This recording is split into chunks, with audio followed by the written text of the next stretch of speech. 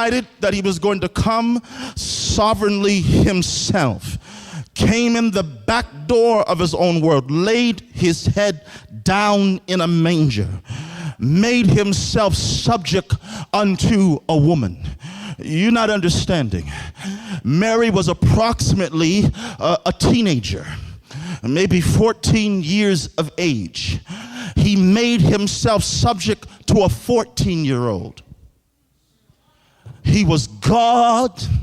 Heaven shook at his words. Angels bowed before his face.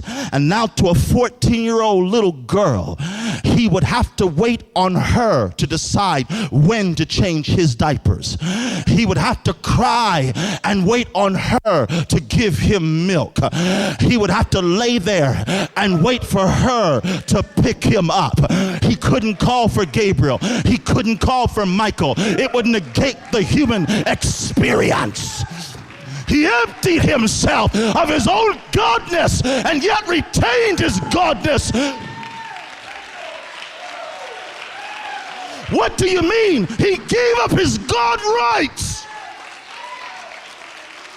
and yet he was still God.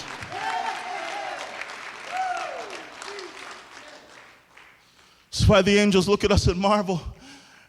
You won't give up anything. You act like you're not supposed to suffer anything. Any wrong you go through, it's so horrible. Look at him, Paul says. Consider him. Look at what he did.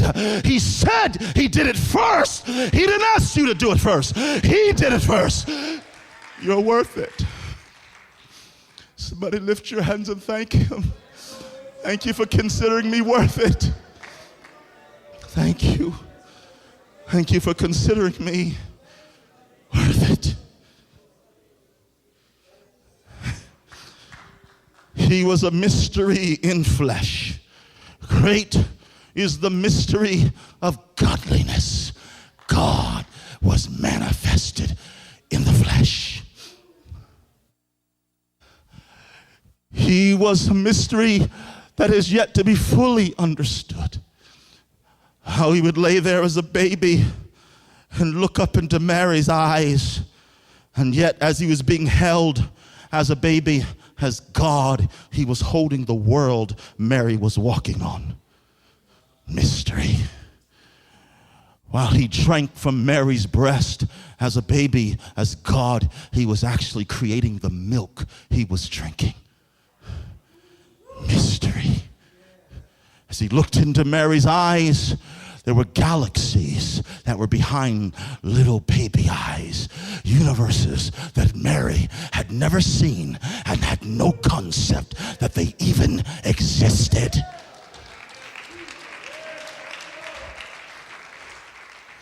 This is why he marvels. The angels and God marvel at us.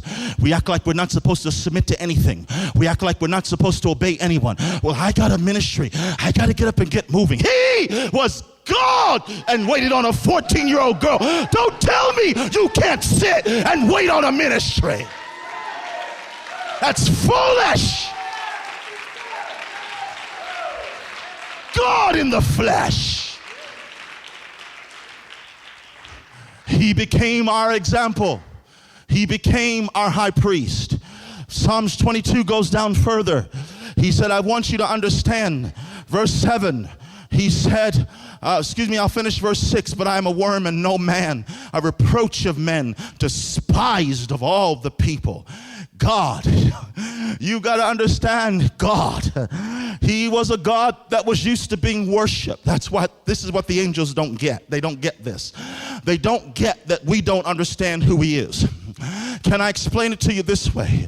It would be like one of you and I walking up to the Queen of England going, hey baby, what's happening? Honey, you have guards on you so fast you wouldn't know which way you don't treat the Queen like that.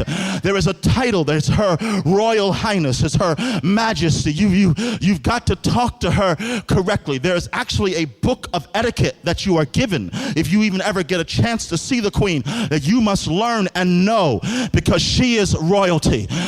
God marvels, angels marvel. How is it that you got the privilege to say a name that's above every name? How is it that you got the privilege to come in the house of God? How is it that you got the privilege to lift your hands? How is it that you got got the privilege to call him on? How is it that you got the privilege to read his word, and yet you act like you're not supposed to suffer anything?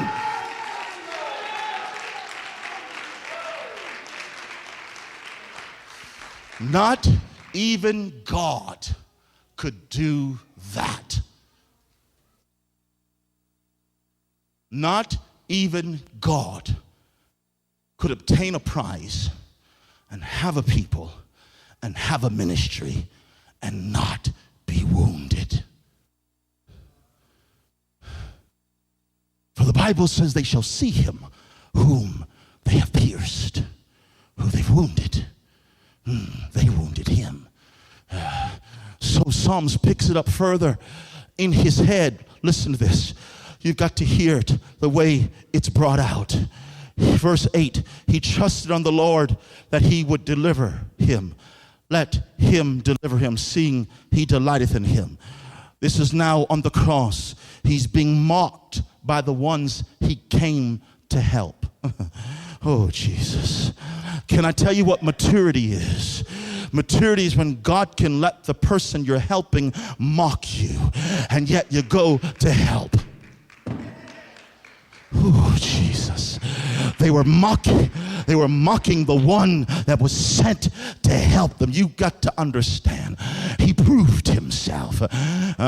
When they came for him at the Garden of Gethsemane, he said, all right, you want to bring it, bring it. You show what you got, I'll show what I got.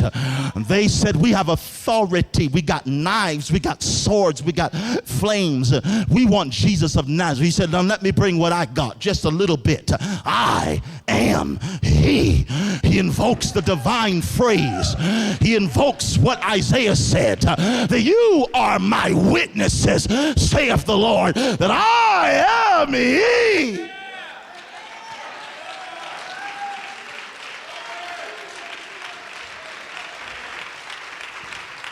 He doesn't, you're not catching this, he doesn't invoke a name because that would have annihilated them. He invokes a phrase.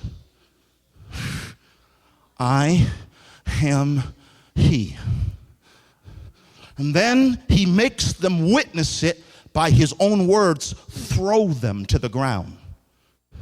You can't take me. Too bad for that. I'm packing too much ammo for that. No, y'all, sorry. Don't mean to bust your bubble, but I'm too bad for that. You can't just lasso me like some pony. God. After doing that, Isaiah prophetically looks and says, as a sheep, he went to the slaughter.